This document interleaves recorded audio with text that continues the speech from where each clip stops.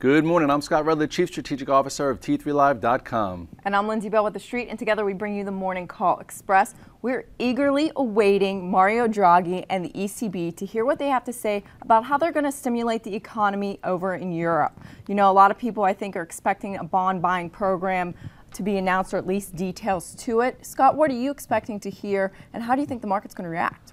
I think last night on CNBC Asia I was talking about like a dual approach, not a bazooka, but like a 357 Magnum, where they come in, they're going to support, they want to get rid of the convertibility risk, where people think that all of a sudden you could wake up one day and Greece will be back on the drachma, because that could be, have calamity could happen. So anyway, I think they're going to come in, they're going to help, but they're going to want a request. That's what I would love for them to do. You can't give out, you can't start buying countries' bonds and give it no restrictions, because that's what got them in trouble in the first place. And we talked, yesterday how you don't hear anything about Portugal anymore, Ireland anymore. They all got bailouts and they all got restrictions, and they've been following them. That's what needs to happen for a longer-term plan, not just a quick fix. So what is the upside and the downside to the S&P? Well, right now it's like, what, 725, and the futures are up about 8 handles pre-market. So at this point, it seems like we're trying to resolve to the upside. If you look at the chart of the SPX, you'll see right here, look at this very, very, very tight range.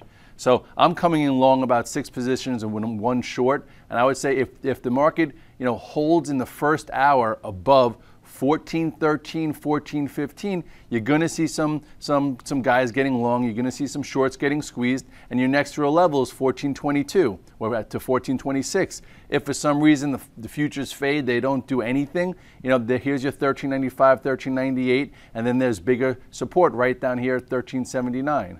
Now, gold and silver, they've been strong on the anticipation of a stimulus plan coming out of Europe and also here. So what do those look like?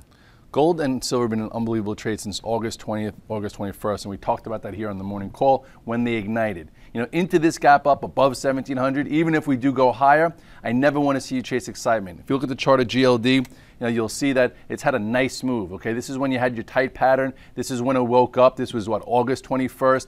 Then you had a nice methodical move, and now we're opening up right into resistance. I am long the GLDs, and I'm going to sell some. I'm going to try and hold some, but I'm also going to take profits with what's been a really nice move. From a macro stance, I do talk to a lot of macro guys, and they're saying it's just the beginning. So look where we came from. Here's a much bigger resistance above 170. So just because you can't initiate, or it's hard to initiate on an open, it doesn't necessarily mean it's a short. It just means that you better have a better entry next time. I think it's also important to note that the longs that you have going into today, into the news, are quality longs that you could hold for longer term if you wanted.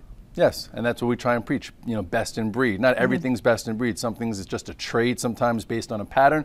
But I'm going in long Apple, I'm long some JP Morgan, some LinkedIn. Facebook put a little bit of a bottom in yesterday, so I tried some of that. CLF, Cliff, which is on the verge of trade floor, got downgraded today. That tried to have a reversal pattern. I'm not going to get into it. So all in all, we mentioned have positions, if you like them on a macro sense, but also have a hedge just in case, we get some kind of volatility. So moving forward, if we get through today and we hold above 14.13, 14.15, stay with positions you like, know your time frame, but have a hedge just in case. Well, now we just have to wait for the ECB and Draghi. That's it for the Morning Call Express, so tune in for the long form version, and we'll give you our details on how we're going into the day.